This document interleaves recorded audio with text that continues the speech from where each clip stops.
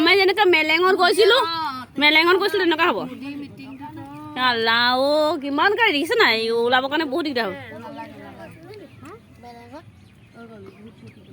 বহুত খালোঁ হ'ব দিয়ক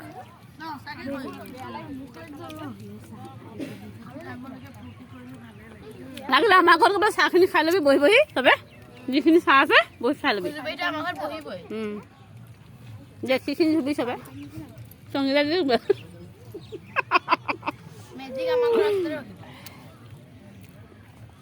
বিনুমাহী অকণ গৈ পেলাই যে অ' বিনুমাহী তাতে খাই ল'ব ন ঘৰতে আমাক